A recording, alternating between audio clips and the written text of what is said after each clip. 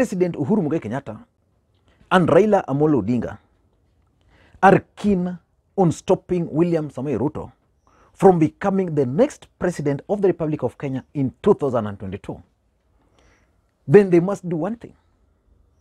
They must listen very keenly to what Charity Ngilu has been preaching to them. They must swallow their pride and reach out to Kalonzo Musyoka and reach out to Musalia Mudavadi and work out a formula. Because without doing that, their chances of defeating William Ruto is actually minimal. The truth of the matter is that the political dynamics have changed completely since 2017. In 2017, President Uhuru Kenyatta and William Ruto were on one camp. Raila Odinga, Kalonzo Musyoka, and Musalia Mudavadi were on one camp. Raila Odinga only needed President Uhuru Kenyatta to provide him with a deep state if he was going to be able to retain the NASA core principles. But that's not happening. And if that was not going to be possible, if he was not going to retain the NASA core principles, then the other option, which was going to be the best, was for President Uhuru Kenyatta to deliver the Mount Kenya region votes to Raila Odinga. Do you think the president is going to deliver those votes easily? I don't think so, because the deputy president is also very keen on those voting bloc and is doing everything possible to retain the support from the larger Mount Kenya region. So in this video today, I want us to look at two things. The first thing is why the NASA core principles are not keen on supporting Raila and Uhuru. Number two, what Uhuru Kenyatta and Raila Odinga needs to do to convince Kalonzo and Mudavadi to join their camp. And lastly, the third thing I'm going to look at in this video is why President Uhuru Kenyatta and Raila Odinga must swallow their pride and reach out to these two gentlemen. But before we do that, if you're watching this channel for the first time, I want you to take a second or two and click the subscribe button so that next time we produce a video like this, YouTube will automatically notify you. Now let us get back to serious business. After the handshake, Raila Odinga aliwacha his core principles kwa stage. So the core principles are currently paying back. This is the moment Raila Odinga needs the core principles. But they're telling him, you betrayed us, so we are not coming easily. On the other side, President Uhuru Kenyatta is facing it rough in his own backyard. And again, around President Uhuru Kenyatta, there are those who believe that Raila Odinga is not the best. So they're also frustrating Raila Odinga. That's the honest truth. So these guys formed what is called One Kenya Alliance. And one key individual there is Gideon Moi. But I don't think Gideon Moi's political interests can be well addressed in 2022. His interest can only be served in 2027. So Gideon Moi has been exhibiting signs of someone who is not keen on One Kenya Alliance. And earlier last week, the three principles in One Kenya Alliance, which were former NASA core principles, that is Musalia Mudavadi, Kalonzo Musyoka, and Moses Wetangula, met. And they promised Kenyans to issue a comprehensive statement again. They've not done that. And yesterday, these gentlemen were joined by Gideon Moi, and I'm going to do another video on that. And again, they failed to issue a comprehensive statement. But what we know is that they met, they discussed 2022, they discussed their future, and they were even accompanied by their close allies. But why do I strongly believe that President Uhuru Kenyatta and Raila Odinga must reach out to these two gentlemen? Before I get into that, why do you think Kalonzo, Wetangula, and even Musalia Mudavadi are not keen on joining Raila Odinga? But they are keen on joining President Uhuru Kenyatta. But again, the president is also not keen on moving his politics without Raila Amolo Odinga. Why do you think they're not keen? I have 4 reasons why they're not keen. Number 1, politics of betrayal. Raila Odinga betrayed these 4 gentlemen according to them. But according to Raila Amolo Odinga, they refused to attend the swearing-in ceremony. And after the handshake, we all know that the politics has completely changed. Uhuru Kenyatta also betrayed his deputy, William Samoei Ruto, despite the promises. And because of the politics of betrayal in this country, these 3 gentlemen are not keen. These 2 gentlemen are not keen on joining Raila Amolo Odinga. So that's the first reason why they are not keen. The second reason why they are not keen is the pressure from their allies. The truth of the matter is that politics is local. If Musalia Mudavadi is running, if Kalonzo Musyoka is running, it means their key support base, which is their traditional tribal regions, would easily vote for them. And if, for example, Kalonzo Musyoka is going to run, someone like Mutula Kilonzo Jr. would automatically or easily become the next governor for Makwiny. You go back to Western, Musalia Mudavadi's allies, people like Ayub Savula, people like Malala, would easily become governors in those regions if he's going to be on the ballot and going to create a momentum for that particular presidency. So because of these allies who are putting for them pressure to run, they're not keen. Number 3 is the demands from their supporters. Kalonzo Musyoka supporters have actually supported Raila Odinga 2 times. How sure are you that this time around they will still be willing to support Kalonzo Musyoka if he were to be Raila Odinga's running mate? So the supporters are also piling pressure on them to run. So Kalonzo Musyoka would find it difficult to go back to Ukambani as a running mate. What about Musalia Mudavadi? Because if Kalonzo Musyoka is going to be running mate to Raila Odinga, where will Musalia Mudavadi be? So their supporters are also putting a lot of pressure for them. And lastly, which is the most important thing, is the political parties' funds. Most of these politicians are looking beyond 2022. There is no way Musalia Mudavadi can become the president of the Republic of Kenya in 2022. There is no way. Only if Raila Odinga decides to support him, or only if William Ruto forfeits his bid and decides to support him. There is no way Kalonzo Musyoka can become the next president of the Republic of Kenya in 2022. There is no way. But they're looking into the future of their political parties. There's political parties funds in this country. In the last election, they agreed to share these funds. Again, Raila Odinga and his ODM party said no, it's not sharing. So today, these political parties are struggling while ODM party is enjoying those money. And because of the need to enjoy these political parties' funds to develop their own political parties, it means they'll have to run. Kalonzo Musyoka must run, Musalia Mudavadi intends to run, so that they'll win certain seats, like members of parliament supposed to be 20.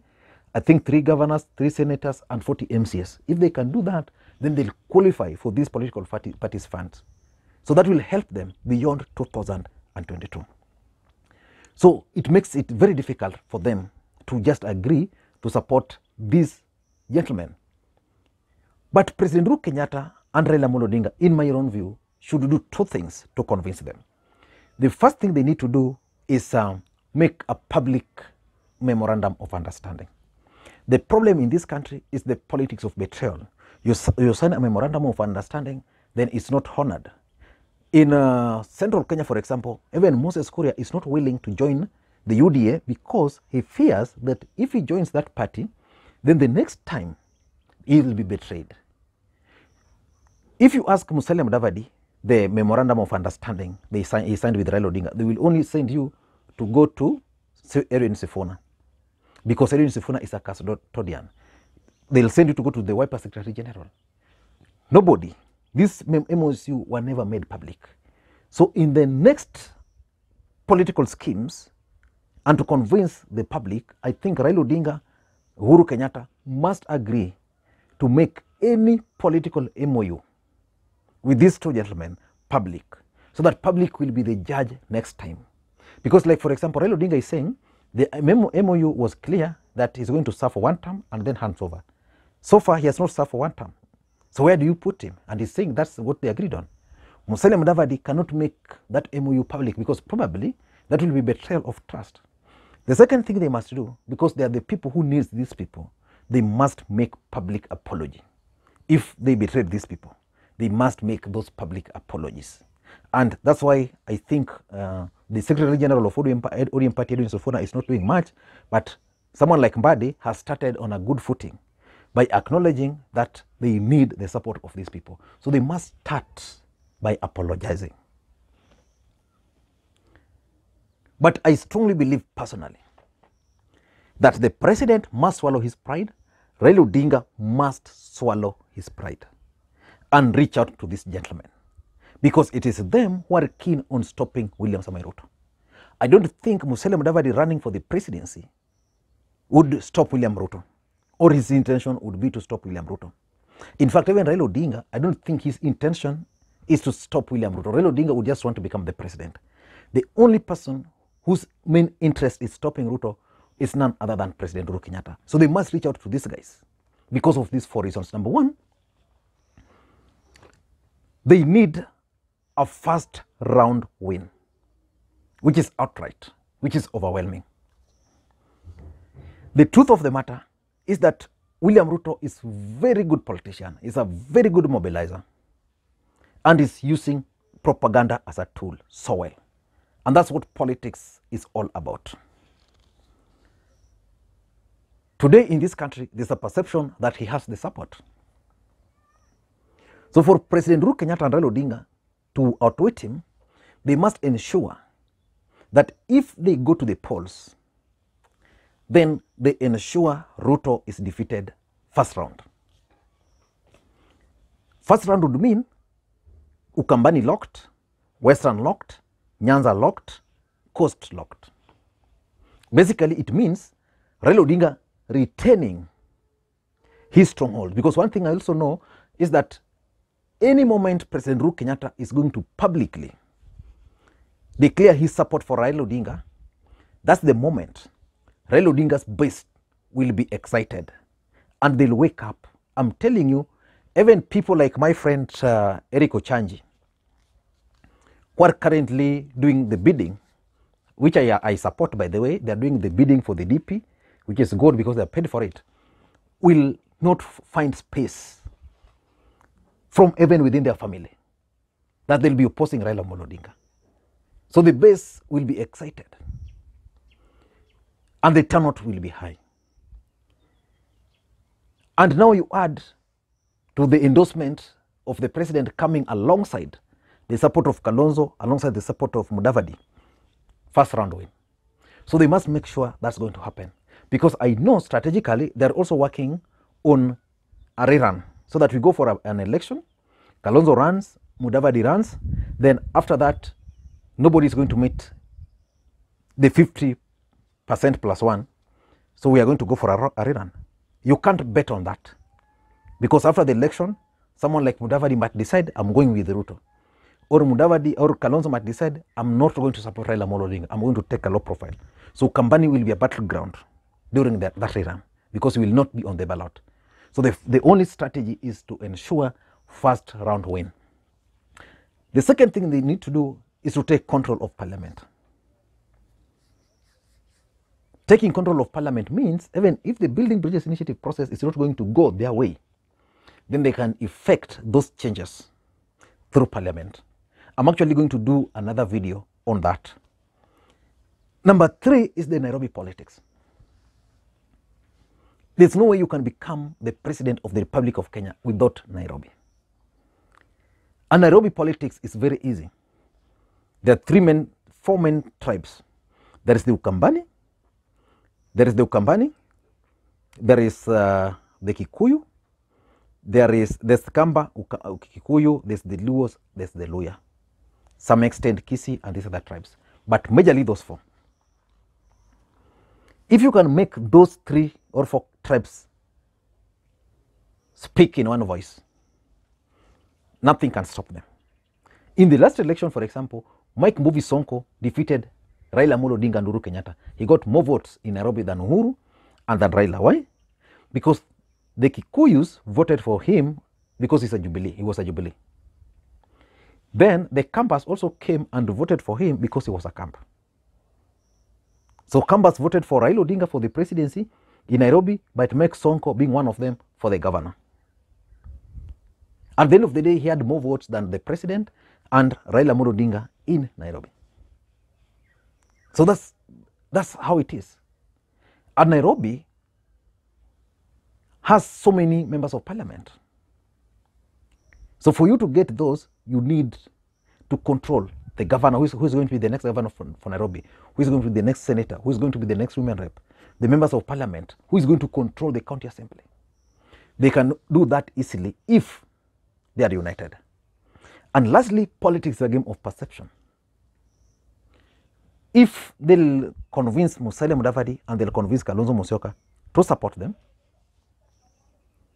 that will be a big plus. That will be a very, very big plus for them, perceptionally. So Raila Odinga supporters will assume, okay, these guys are now with us.